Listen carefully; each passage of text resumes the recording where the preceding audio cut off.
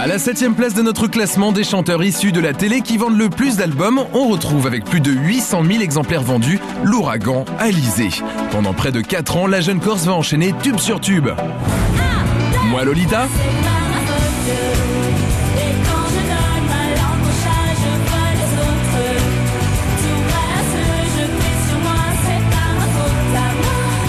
j'ai pas 20 ans. J'aime pas quand ça dure, j'ai pas 20 ans.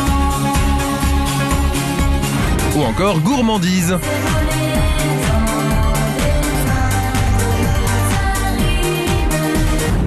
Le conte de fées d'Alizé démarre le 25 février 2000. Ce jour-là, la jeune Corse de 15 ans participe à une émission qui va changer sa vie à tout jamais. Beaucoup de gens pensent qu'il y a eu une rencontre entre Alizé et Mylène Farmer. C'est pas une rencontre. Mylène Farmer voit Alizé chanter dans Graines de Star. Et Mylène Farmer qui cherche depuis un moment une chanteuse pour interpréter un certain nombre de compositions qu'elle a en boîte avec Laurent Boutonnat, se dit voilà, c'est celle-là, il me la faut.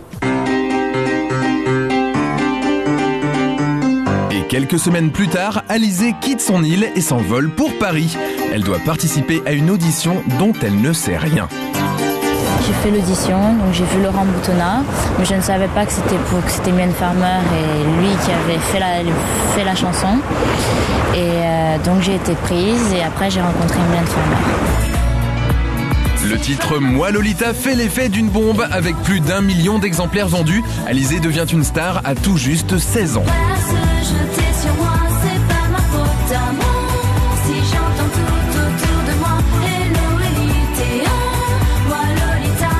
Elle a été reprise en main entièrement par le couple Mylène Farmer, Laurent Boutonnat. Ils l'ont relooké, ils ont fabriqué en fait une espèce de personnage fantasmagorique qu'eux avaient dans la tête. Ils l'avaient dessiné. Non, elle avait du talent aussi, elle a joué le jeu. Hein. Tout collait, elle chantait bien, elle était mignonne, elle a joué le jeu parfaitement. Mais c'est vraiment la chose de Mylène Farmer. Gourmandise, le premier album d'Alizé rencontre un succès phénoménal. 1 an après sa sortie, la jeune chanteuse devient la révélation féminine de l'année 2001, la consécration avant la chute. Le deuxième album marche beaucoup moins bien, c'est la déception. Est-ce qu'une Lolita, ça dure 10 ans? Est-ce qu'une Lolita, ça dure pas finalement très peu de temps? Le personnage n'a pas évolué, ou pas assez évolué en tout cas. Alizé continuait à jouer la Lolita alors que certainement elle ne correspondait plus à cette image-là. Et puis les gens ont l'impression en fait qu'on leur servait 2 fois la même soupe. Mais en 2007, Alizé est de retour. Son 3e album, Psychédélis, s'annonce comme un disque crucial dans la carrière de la chanteuse. Maintenant, c'est intéressant parce qu'on va voir peut-être la vraie Alizé. Pour la première fois, on va voir qui est Alizé. Pour l'instant, on ne le sait pas. On ne sait simplement, on ne connaît d'Alizé que le costume que Farmer lui avait fait enfiler.